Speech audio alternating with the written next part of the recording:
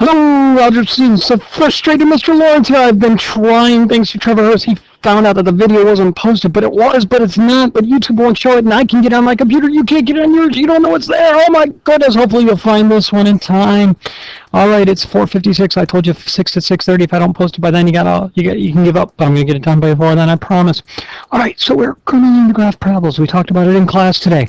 So remember, first of all, we got to know our quadratic formula. All right.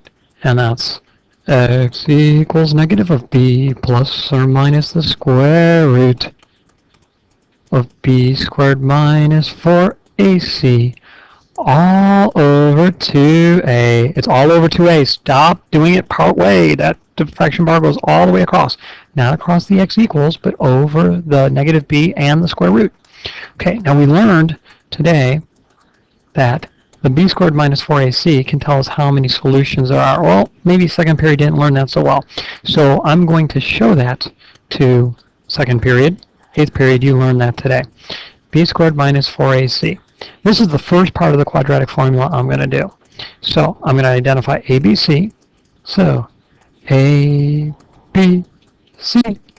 Easy as 1, 8, 15. And I'm going to do the b squared minus 4ac part. This is called the discriminant. Yes, this is called the discriminant. Not the square root. I'm not using the square root part of it. I'm only using the b squared minus 4ac. Notice I did not highlight the square root part. So this is called the discriminant. Okay? And it's going to tell me something very important. It's going to tell me the number of solutions.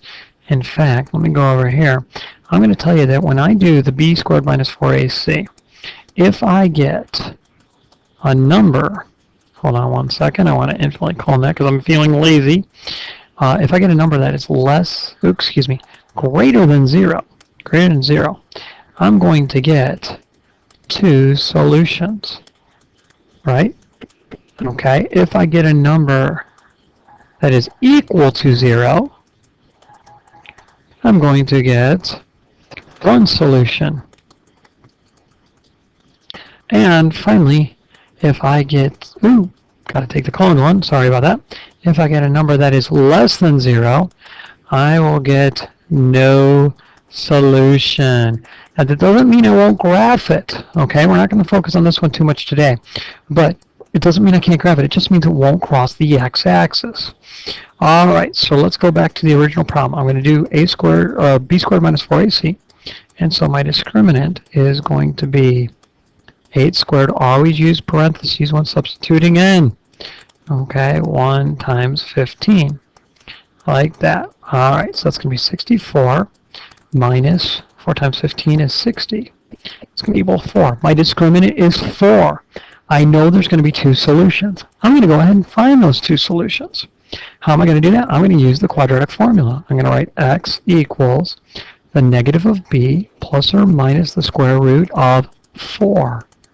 Why is it 4? Because I just did the discriminant. I just did the b squared minus 4ac. So I'm just going to take this answer and put it in. That's all going to be over 2 times 1.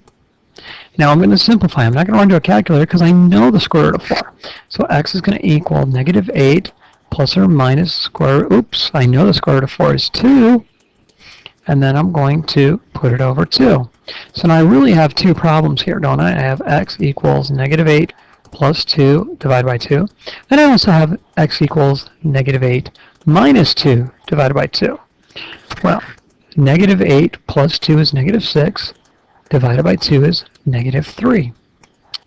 Negative 8 minus 2 divided by 2 is negative 5. Now, we just found the places where the graph crosses the x-axis. So negative 3 is right here, and negative 5 is right there. Okay. Now, by the way, that means this x number is the x-coordinate. If I'm on the x-axis, the y-coordinate is 0. The y-coordinate is 0, right? Okay, so I've got 2 points of my parabola. Make sure you do that with a little finger motion. You can't see my finger right now, but I'm doing it with the pencil. Parabola. Okay, so we just found 2 points. Now, there's a very important point in any parabola, and that point, you should know, is not the apex, Danny Griffo. It's the vertex, right? the vertex. It's the highest or lowest point. This part of the quadratic formula, this part right here, hold on, let me get my highlighter. This part right here will tell me the x-coordinate of the vertex. Yeah, that part right there. It'll also tell me something called the line of symmetry, and we'll be using that a lot in days to come. So to get the x-coordinate of the vertex, I'm going to do x equals negative of b over 2a. Well, I think b was negative 8, wasn't it? No, b was positive 8. So I'm going to put b in, which is 8, it becomes negative 2 over 1, 2 times 1. So I'm going to get negative 8 over 2, which is negative 4. I just found the x-coordinate of the vertex. So right now, if I have an input-output table, I know that negative 5, 0 is one of the points. I know that negative 3, 0 is one of my points. I'm going to put negative 4 in for x. Where am I going to put that? Into the original equation. So I'm going to write y equals x squared plus 8x plus 15. Y is going to equal negative 4 squared plus 8 times negative 4 plus 15. So I'm going to get y equals 16 minus 32 plus 15. Y is going to equal, let's see, I've got 31 positives and 32 negatives. I must have a negative 1. Oops, kind of looks more like a 7 there. A negative 1. So that means negative 4, negative 1 is my vertex. So I'm going to go plot that point. My vertex, oops, my vertex is here at negative 4, negative 1, and I'm going to label it as negative 4, negative 1. That must not be in my calligraphic pen. That's negative 3, 0, and that is negative 5, 0. Now, it also found me something called the axis of symmetry, but I'll talk about that more in my next video. So, my parabola is going to do this. Oh, I'm sorry, not the next video, the next problem. Okay, so what did I do first on this problem? I found the discriminant, right? That told me how many solutions there were. Remember that if the discriminant is greater than 0, a positive number, right? This is how we say a positive number in math, greater than 0. There's 2 solutions. If it's equal to 0, there's 1 solution. And if it's less than 0, there are no solutions. So I found the discriminant to determine how many solutions to get. Once I knew there were solutions, I used the rest of the quadratic formula to tell me what those solutions were. And I got negative 5 and negative 3. Then I went ahead and I found the negative b over 2a part of the formula, and that told me the x-coordinate of the vertex. Okay. Now that x-coordinate of the vertex is super duper important. You're going to see why. Oh, not in this problem. It will be tomorrow. Excuse me. All right. So, I'm sorry, I'm rushing, trying to get this on. I should slow down and just do a better job. All right, first thing I'm going to do is identify A, B, C. Easy as 1, 0, negative 9. All right, so I'm going to find the discriminant, b squared minus 4ac. So I'm going to plug in 0, always use parentheses, 4 times 1 times negative 9. This will be 0. I'm going to get a positive. I'm going to get 36. So I got 36 for my discriminant. Well, that means there are 2 solutions. Since there are 2 solutions, I will go ahead and use the rest of the quadratic formula to figure out what those solutions are. So x equals the negative of b plus or minus the square root of the discriminant all over 2a. Remember, I don't need to do b squared minus 4ac. I already did it. It's right there. Okay, and I got 36, so I just plug 36 in. Now 0 plus square root of 36 and 0 minus the square root of 36 will get me 2 answers, but I can drop the 0 out. So I'm going to have plus, the square root of 36 is 6 over 2. 2 times 1 is 2. That's one solution. And the other solution is going to be the negative of the square root of 36, namely 6 over 2. So I'm going to get 3. I'm going to get negative 3. Now remember, the solutions are on the x-axis, so the y-coordinates have to be 0. All right, so let me go plot those 2 points.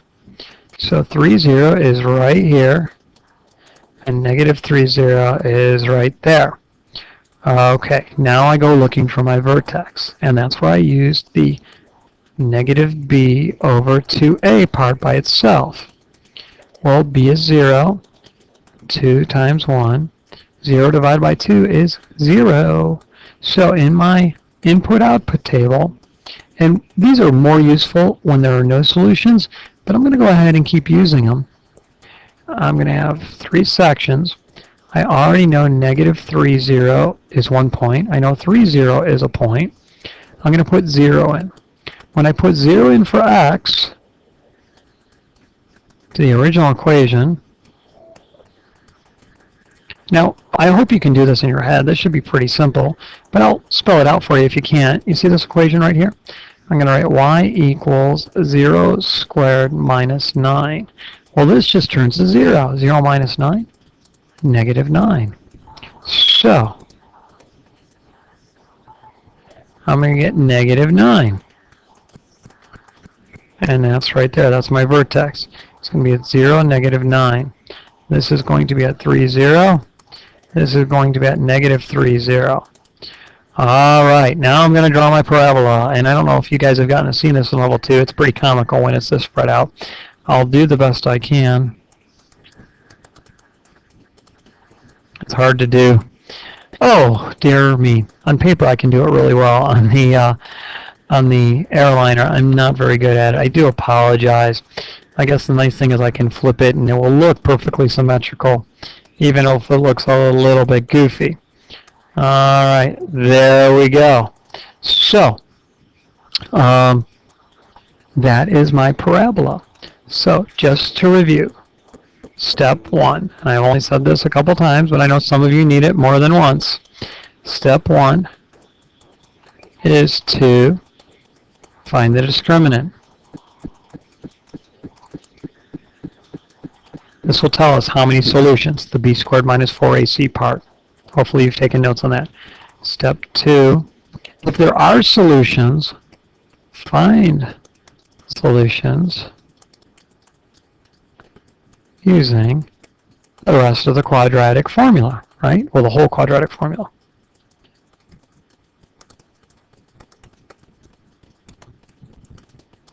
Okay. Once you have your solution, step 3 was to use this part of the quadratic formula to find the x-coordinate of the vertex. That gets us the x-coordinate of the vertex. Okay? Once we know that, then step 4 is to find the y-coordinate. Find y by substituting into the original equation, the original quadratic equation. Okay, that's it. Mr. Lawrence signing off. I will see you tomorrow. Have a good night, everybody.